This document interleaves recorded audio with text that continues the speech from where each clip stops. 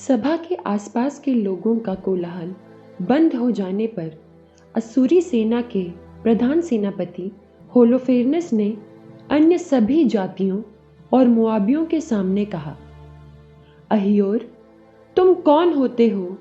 और एफ्रेम के भाड़े के सब सैनिकों, तुम कौन होते हो जो तुम आज हमारे सामने भविष्यवाणी करते हो और कहते हो कि हम इज़राइलियों से नहीं लड़े, क्योंकि उनका ईश्वर उनकी रक्षा करेगा।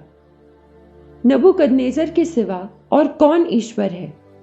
वही अपनी सेनाएं भेजकर अपनी शक्ति का परिचय देगा, उन्हें पृथ्वी तल से मिटा देगा और उनका ईश्वर उनका उद्धार नहीं कर सकेगा। हम उसके दास उन्हें यूं मार गिराएंगे जैसे वे एक आदमी भर हों। वे हमारे घुड़सवार सैनिक बल का सामना कभी नहीं कर सकेंगे। हम इसके द्वारा उन्हें पराजित करेंगे।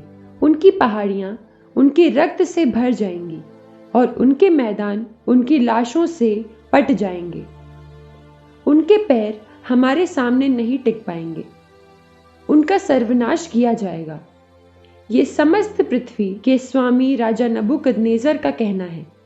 उसने यही कहा था और उसके शब्द व्यर्थ नहीं जाएंगे।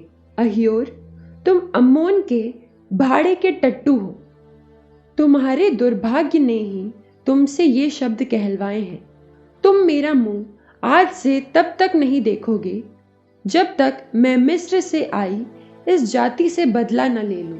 तब मेरे लौटने पर मेरे सैनिकों और सेवकों के भाले तुम्हारी बगल छेदेंगे और तुम उन लोगों के घायलों के बीच गिरकर पड़े रहोगे। अब मेरे दास तुम्हें पहाड़ों पर ले जाएंगे और वहां घाटी के मार्ग पर के किसी नगर में तुम्हें छोड़ देंगे। तुम्हारा वध तभी होगा जब उन लोगों का विध्वंस हो जाएगा। यदि तुम अपने मन में आशा करते हो कि उनकी हार नहीं होगी, तो तुम्हारे उदास होने का कोई कारण नहीं। मेरा एक शब्द भी व्यर्थ नहीं जाएगा। होलोफेर्नेस ने अपने तंबू के पास खड़े अपने दासों को अहियोर को पकड़कर बेतुलिया ले जाने और वहां उसे इज़राइलियों के सुपुत्र करने की आज्ञा दी। उसके दास उसे पकड़कर पड़ाव के बाहर मैदान में ले गए। मैदान पार कर और पहाड़ पर चढ़कर वे उन जल स्रोतों के पास आए जो बेतुलिया की तलहटी में है। जैसे ही पर्वत की चोटी पर के नगरवासियों ने उन्हें आते देखा, वे अपने अस्त्र शस्त्र लेकर नगर के बाहर पहाड़ की चोटी पर दौड़ पड़े और सभी गोफेन चलाने वालों ने पत्थर मार मार कर उनका रास्ता रोका। तब वे पर्वत के नीचे छिप गए और अहियोर को बांधकर पर्वत की तलहटी में छोड़ दिया। इसके बाद वे अपने स्वामी के पास लौट गए। इज़राइली अपने नगर से नीचे उतरे और उन्होंने उसके पास जाकर उसके बंधन खोल दिए।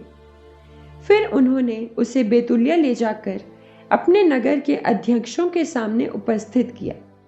उन दिनों सिमोन वंशी मीका का पुत्र उज्जिया, गोतोनिएल का पुत्र काब्रीस और मल्किएल का पुत्र कर्मीस ये नगर के अध्यक्ष थे।